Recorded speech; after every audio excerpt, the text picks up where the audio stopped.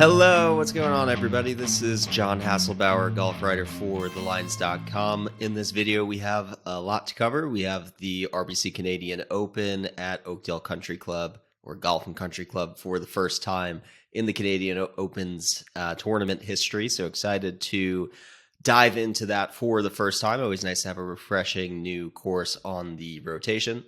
We'll also talk a little bit about the Memorial Tournament last week with Viktor Hovland's win, and also a little bonus touch on LPGA, since I was fortunate enough to be in attendance for Rose Zhang's historic win in her pro debut. I know a lot of you who follow me or who tune into these videos probably are not as in tune on the LPGA. I was not either until being there in person and witnessing history and watching masses of golf fans, follow along for that historic moment. So I do think it's important to keep an eye on Rose now in this early piece of her career, as it's just getting started. And if you're a fan of golf, then you should probably start paying attention to Rose, because it's kind of must-see TV when a phenom who's seemingly perfecting this game at the age of 20 is only getting started with her career. So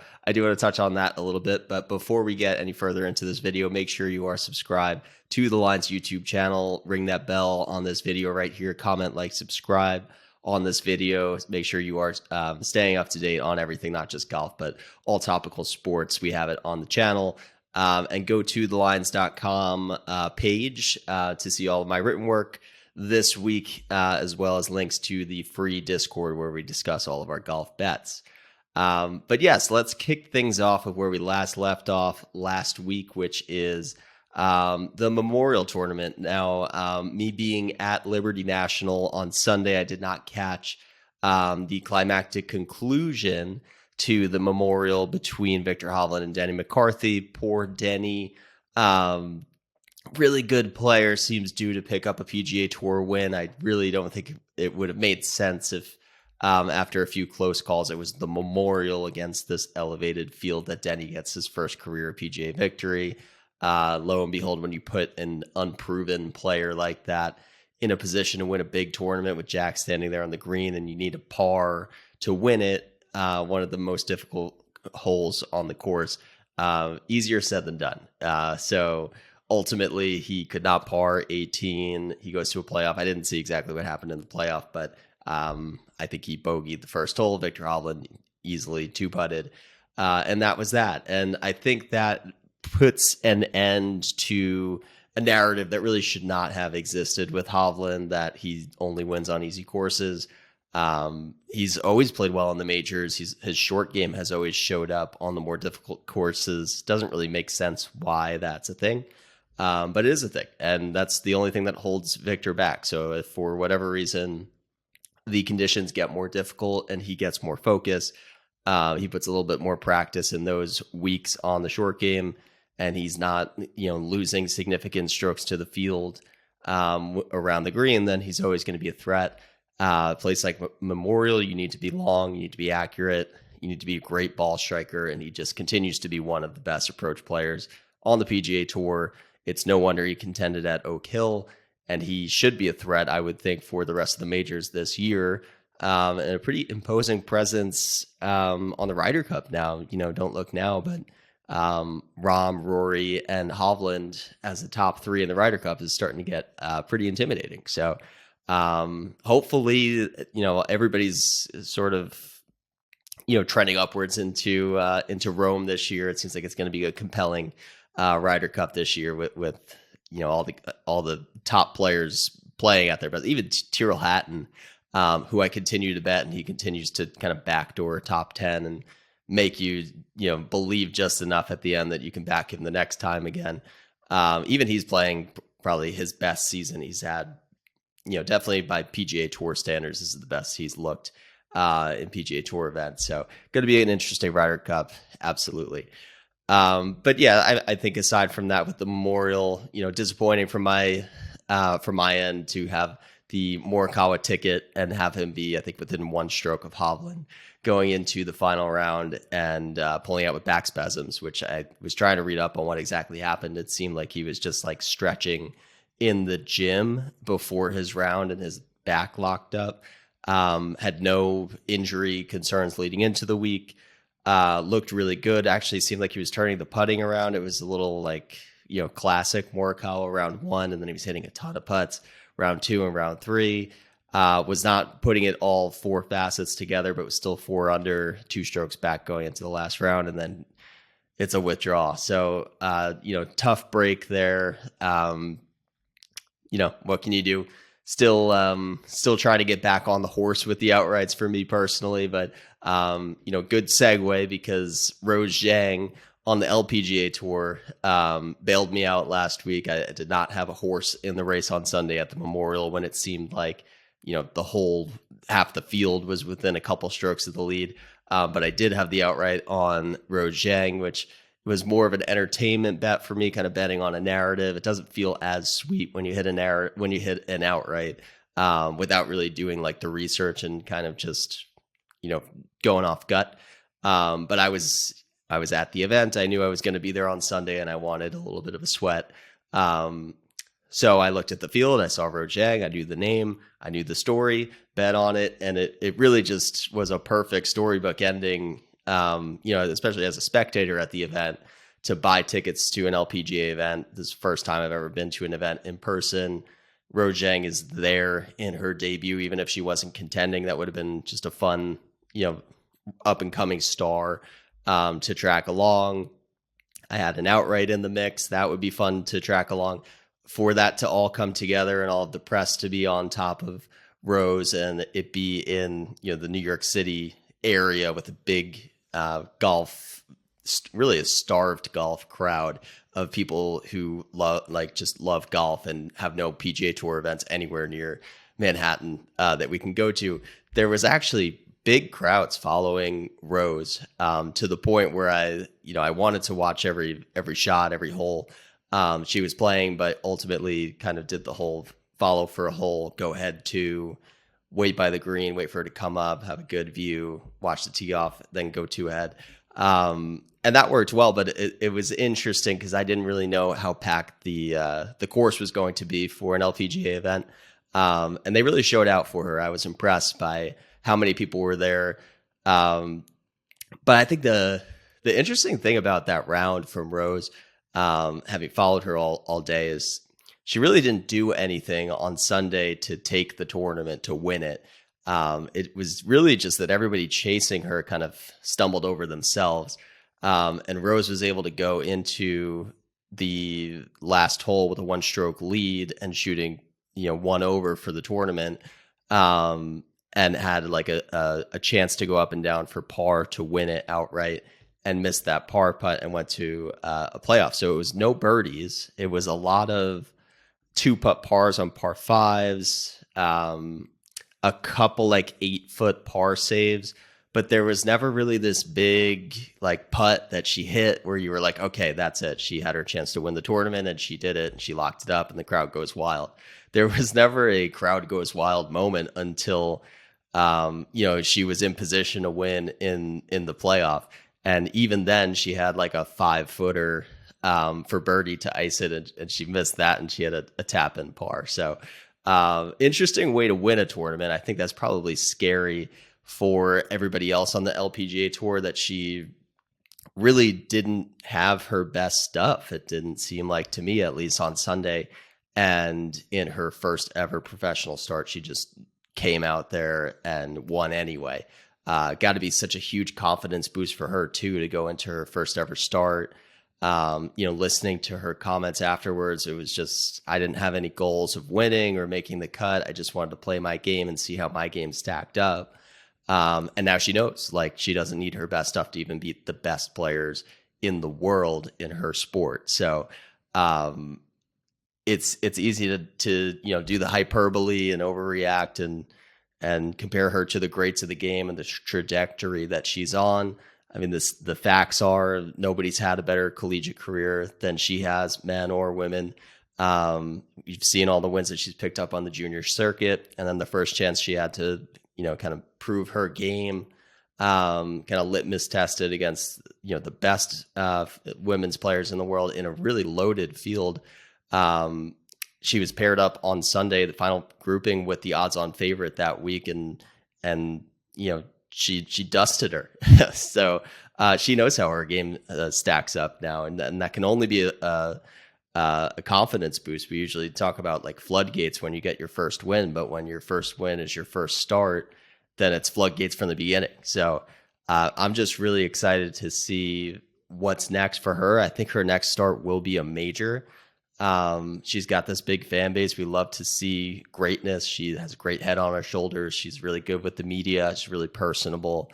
So this could be one of the next big stars in the US. And I think if her next start is a major, then it could be really good ratings for the LPGA. I know I personally am now interested in the sport much more now than I had been before she came on the scene. So very happy for her, happy to have seen that moment. Hopefully more people watch the LPGA the rest of this season between the majors that are coming up. The next one's actually at Baltusrol, which I'm really excited to see. I won't be there in person, but it could be. It's very close, like 20 minutes from where I live too. So could be another Jersey narrative. I think she'll probably open at like 20-1 to win a major, which is insane.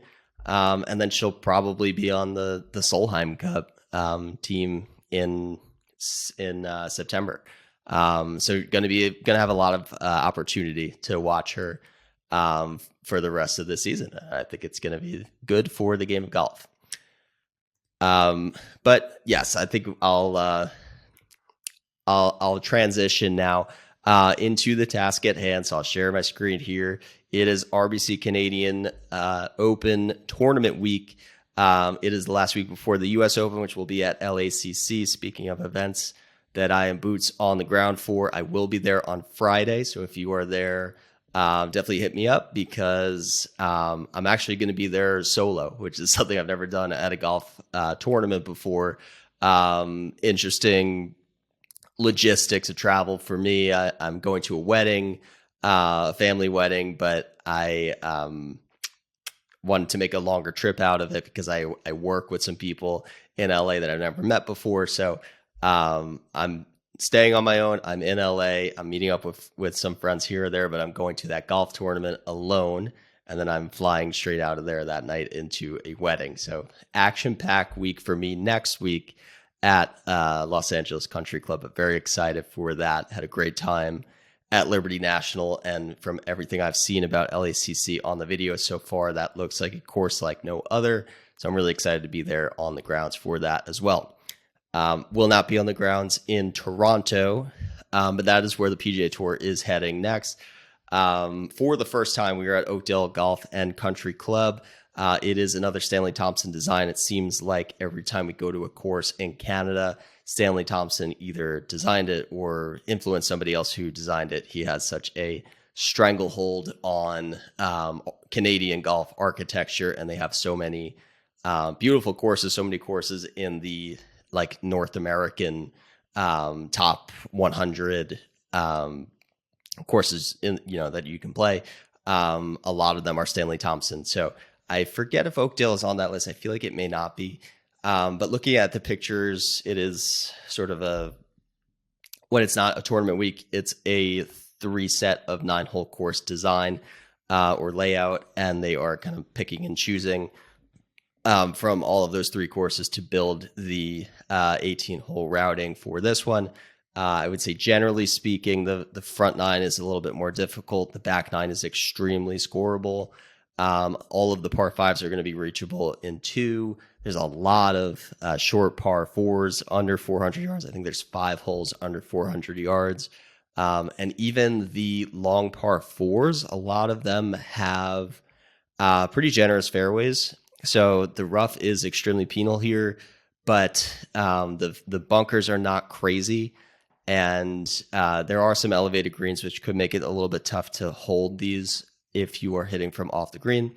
But if you can keep it in the fairway, it is going to be point and shoot golf. It doesn't look like there's going to be much wind or weather this week in Toronto. So if we get firm condition or calm conditions, we'll look at the list of Canadian Open scoring a little bit later in this video, but the Canadian Open goes past 20 under par all the time, and this looks like one of the easier layouts going into it than we've seen recently. So the only thing they've really done to this course to toughen it up is grow out the rough. I think that will make it a little bit tough, but it's also, these are the best players in the world. There's going to be some players who hit a ton of fairways, and if you're doing that, there's really no other resistance in this course. So I fully expect this to be not a full-fledged putting contest, because the putting contest that we see in the fall swing, I'm thinking like a Sanderson Farms or Shriners Open, even a Bermuda championship. These are all like, it doesn't matter where you hit it off the tee. Everybody's going to hit the greens, and then it's just going to be a putting contest. I would not go as far as to say that, because there is a little bit of skill here to accuracy off the tee. There's some holes where you have to hit driver. There's some where you have to make a decision if you want to, sacrifice like 40 yards, but definitely be in the fairway. Those sorts of things. I think course management will be important this week. And because of that, it's not something that I expect to be like a pure bomb and gouge type of course. You're definitely going to want to be in the fairway. And if you have a decision to be 50 yards closer or in the fairway, I think the field will score better if over the course of the tournament they just constantly pick the fairway conservative route. That opens it up to a lot of people who can contend on a course like this. But in general, I think from a stat standpoint, and I'll just go down into my key stats over here. But I think it's all about approach. I'm expecting a lot of approach shots from inside 150. So looking at courses that have sort of a 7,200 yard-ish yardage, that should sort of produce a similar dispersion of approach shots to what we're going to see this week. But it's not positional in the sense where you have to be a fairway finder first and foremost. But I do think just being comfortable off the tee, laying up when you need to, and having a reliable fairway finder off the tee is going to be, pretty huge this week. We don't always see fairways like this that get graduated as you get closer to the hole. The fairways kind of pinch narrower and narrower. And I think that's the best way to combat the bomb and gouge stuff that we see on other courses, is just give that option. So if you're going to hit driver, you're going to bring on more risk than somebody who can't hit it as far, who can comfortably just be in the fairway. So all that being said, if you have distance, if you're Rory McIlroy, for example, that still gives you the option to hit like a driving iron off the tee if you definitely really want to be on the fairway on a certain hole. So, it's not to say that just because, shorter hitters can be in the fairway, that Rory's at some sort of disadvantage. Anytime Rory steps up to any course, he's going to be a threat to win it, even if he didn't pull it off at the Memorial. So aside from approach, which is definitely paramount, just looking at recent form, tee to green, we don't know too much about this course for certain. So, just general form coming in is important. There are 5, or I think at least 4 par 4s over 450 yards. There are at least 4 par 4s under 400 yards. There's also 4 in the middle, but those are kind of middling, where most tour average par 4s are in that like 400 to 450 range. So not putting too much weight on that in a model. And then birdies are better combined with strokes gained total in easy scoring conditions. Driving accuracy or strokes gained off the tee on short courses, I think, is important this week. Again, just to see when people are given that option of overpowering it or laying back, who's still doing the best in those categories. I've got a small weight on strokes gained around the green, just because the rough is pretty penal here, so that will lead to a little bit less greens in regulation than you would normally expect, and the green sizes are fairly small. So if you're not the best iron players in the world, you are going to find the rough. and are going to need to scramble a little bit here, even if the winning score is going to push beyond 20 under par like I expect it to. And then strokes gained putting on just recently over the last 36 rounds, but also on the similar bent grass and Northeast POA mix. Just be careful if you are running a model, putting POA into there that you're taking out the California POA, because this Northeast POA is much different. What we see at like the Travelers in 2 weeks at TPC River Highlands, or Detroit Golf Club is another one that has this sort of POA and bent mix. That's pretty typical for what we get in this region of the country. In Canada, pretty typical for what we've seen at the Canadian Open as well. So I think that if you've shown some success putting on these types of greens, that can be a little bit repeatable at the Canadian Open. And then lastly, comp course history. Didn't really dive too deep into the comps here, but if we go to the odds page, I have them listed out. Just from what I'm seeing here, to quickly touch on what I'm viewing as the comp courses. This week, St. George's was the host of the 2022 Canadian Open. That was also Stanley Thomas. That was also, Stanley Thompson. That was also around 7,200. It played more difficult than what I expect this week too. But as far as comps go, there's a lot of similarities between the two. And then I think Sedgefield Country Club is probably most comparable from what I've seen. A course that is pretty short, gives up a lot of birdies. And the players who win there tend to be accurate, great approach players, and really good putters. I think that's exactly what you're looking for this week. So I'm really looking at guys who've had success at that event and come in here with good form, particularly with their irons. In addition to Sedgefield, I also think Colonial is a good comp, as is Innisbrook.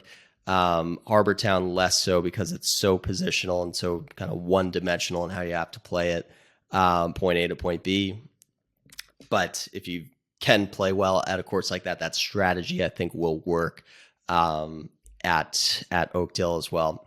And then TPC Boston, TPC Deer Run are two of like the bigger birdie fests I think that we see each year. So just plugging that in, or I shouldn't say each year for Boston, because it's been since the Northern Trust a few years ago, but that was a big birdie fest. So if you played well there, can go low there, then I think that is translatable here. Same with Deer Run, and then TPC River Highlands. I think that's a really good comp that doesn't really get past 20 under par too much. It's not pure birdie fest, but it is similar agronomy and a layout that I think if you've played well there is another good indicator for what you need at Oakdale. So that is the bare bones of what you need to know about Oakdale. I mean, the long and short of it is really irons and putting, scoring in easy conditions, birdie fast. What do you need to do to make birdies? It's hit it close with your irons and make those putts. So that's really what I'm looking for this week. And now we'll switch it over to the model. I won't dig into the weighting of the stats because we just went over that on the key stats page. But I will sort this by the top 10 of the model. So the number one spot in the model with all the key stats weighted is Tyrrell Hatton. A little bit of a surprise that he's coming in before Rory McIlroy, but I do think Hatton's game from the four key aspects of off the tee, approach, around the green, and putting is in a better, well-rounded place than Rory McIlroy's is, where he's really leaning on spike ball striking, and then he's been pretty good around the green, pretty good putting.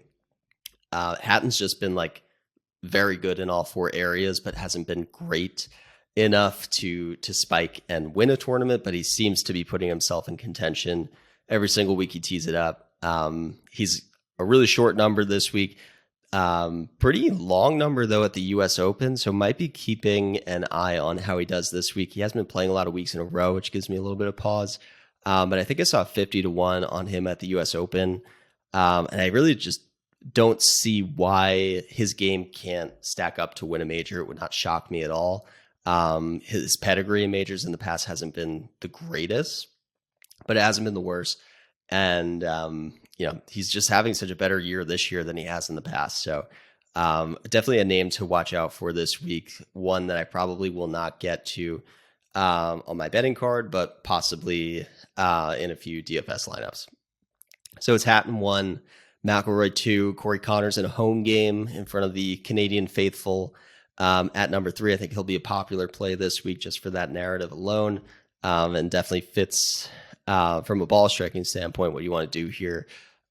He's turned the putting around too, which is interesting, but I don't know that I trust him in a pure birdie fest to get to 20 under with what we know long-term about his putting.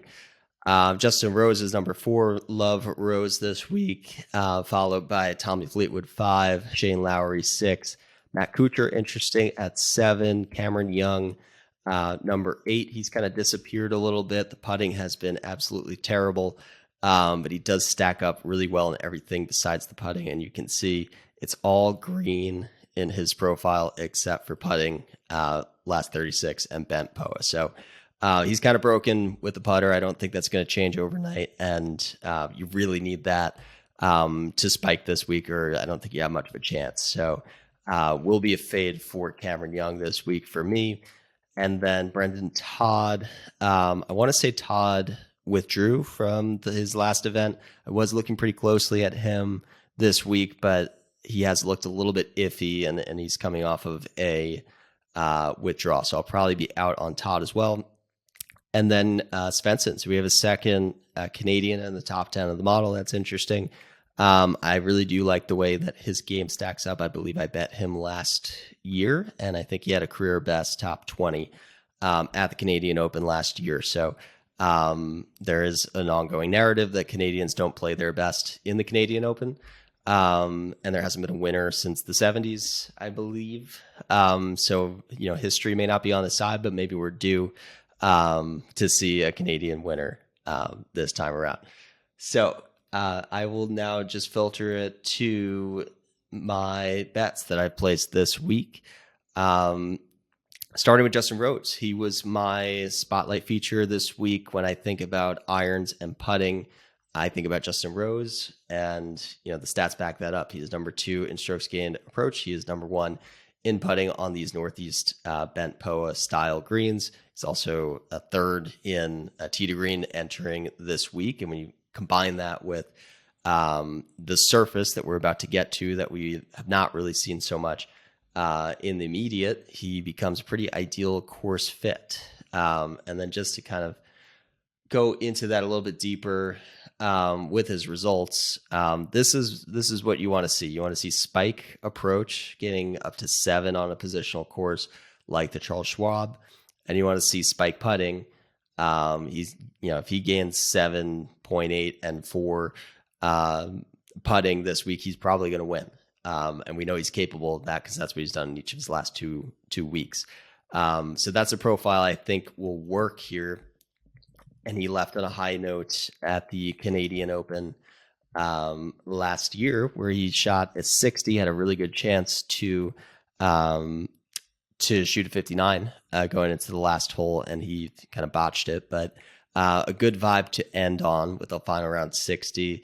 Backdoored this top 4, but you see how he did it on a Stanley Thompson design to gain over 11 strokes between approach and putting. I think that will get it done if he can replicate that this week. So I got him at 22-1. I think that is a good number. If you could still get that, I would highly endorse it.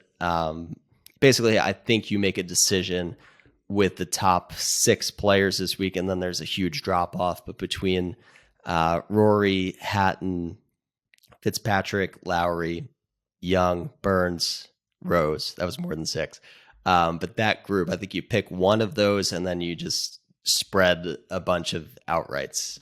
Or you could pick 2 of them and have a short card. But because I'm expecting a birdie fest, I'm opting to go with one from that upper tier, a couple from the mid, and a couple of long shots. So my next shortest odds after Rose was Sahith Theegala. He is number 13 in the model. Interesting enough that it's things like strokes gained total and easy scoring conditions that are knocking him down in this model. Whereas birdies are better gained. He's kind of elite, and on the comp courses he's good. So something's not quite adding up there. Could just be that he's making birdies in difficult events, or he's just playing a lot more difficult events recently, and he hasn't played in pure easy scoring conditions until before he was in this better form. But what we know about Sahith is that he can string along a lot of birdies. He can get hot. He can spike with the irons, and he can spike with the putting. And I'll pull up his page here just to kind of show this, because we don't need a steady gaining a couple strokes every week on approach, gaining a couple strokes putting. We need the spike weeks in order for him to win.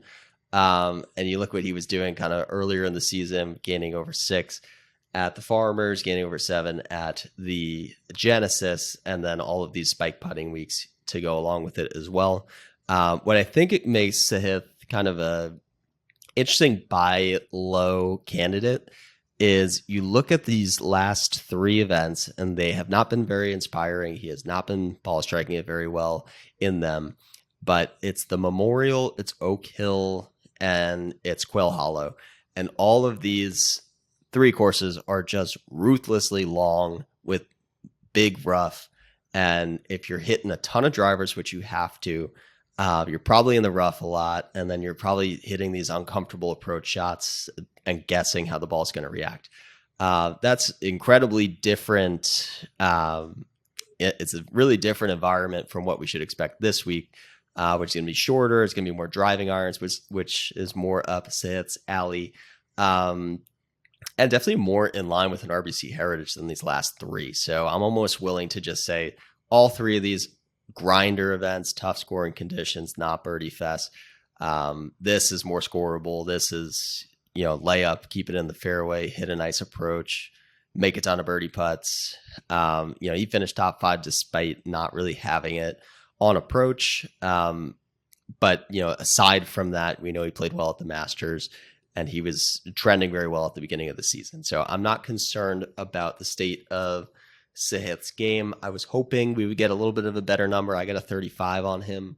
But I like Sahith, so I think that's a fair price in the end. Not a value, not like a must bet value, but a fair price at 35 to 1.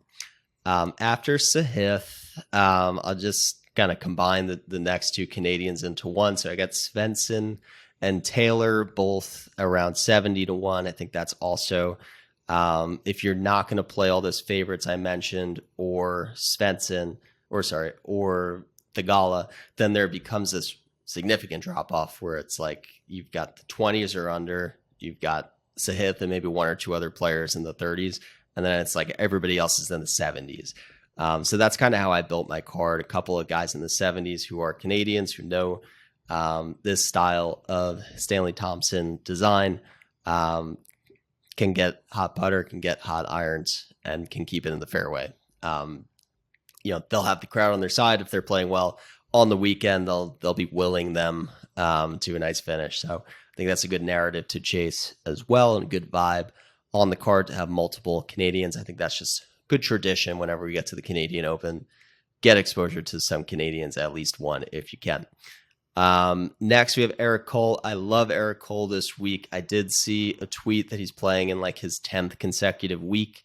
That's a little concerning. He did also just do the US Open qualifying, and I'm almost positive he advanced through that, playing 36 on a Monday. So maybe that's concerning, but it's his first like full PGA Tour season, and he's already like into his 30s. So I think he's trying to make up for lost time. The immediate form is awesome. He's 7th in approach. That's huge this week. He's been putting it really well, this whole season, primarily on Bermuda, but I don't think he's, bad on bent grass by any means. And if you look at strokes gained total over the last 50 rounds, he's actually top 5. long term in this field, which is hard to believe with how many other good names there are in this field. So, his game is starting to kind of speak for itself.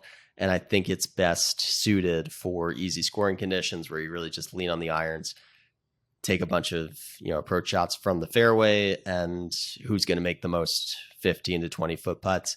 I think Eric Cole can win in a type of environment like that. So I'll take my chances on him. And then we get into more of a pure bomb range in the 150 plus. I've got Mark Hubbard, who's 11th in my model. He's actually like right in the thick of it going into Sunday at the Memorial. Had a tough Sunday, but the Memorial is not really where we expect Mark Hubbard to do much damage. See, he is number 6 in strokes gained total on easy scoring conditions and number 19 in comp course history. So yeah, these easier courses where you don't need a lot of length, where you can hit the fairway, lean on your irons, make a bunch of putts. That's Mark Hubbard's game, as long as he's not exhausted from U.S. Open qualifying as well. I think he sets up very well for this week.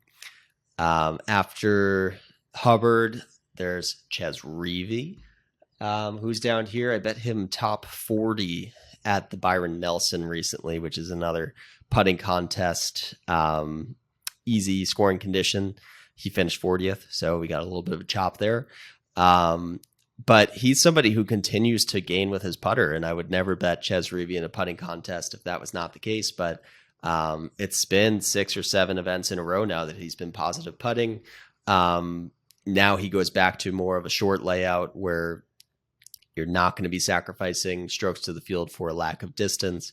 If he's playing from the fairways, hitting a ton of irons, and now making putts, Chez Reavie can win an event like that. And he actually picked up an early win in his career. One of his first ever career wins was at the Canadian Open. So maybe a good vibe play there.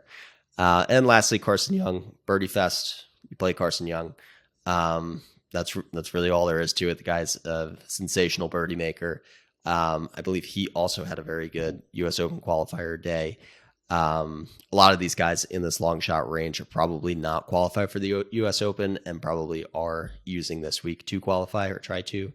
So something to keep in mind, but definitely a first round leader consideration. Definitely somebody who can go low. And if you just look at the last thing we'll close on here is just kind of looking what he's been up to over the last 5 rounds.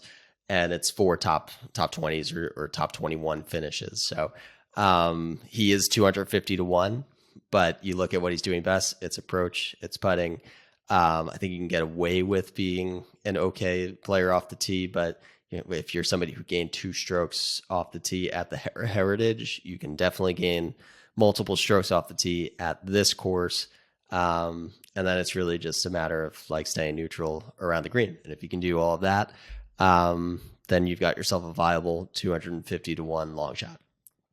So that is my card for this week. Thank you guys for listening in to this video, and I wish you guys all the best luck with your RBC Canadian Open bets.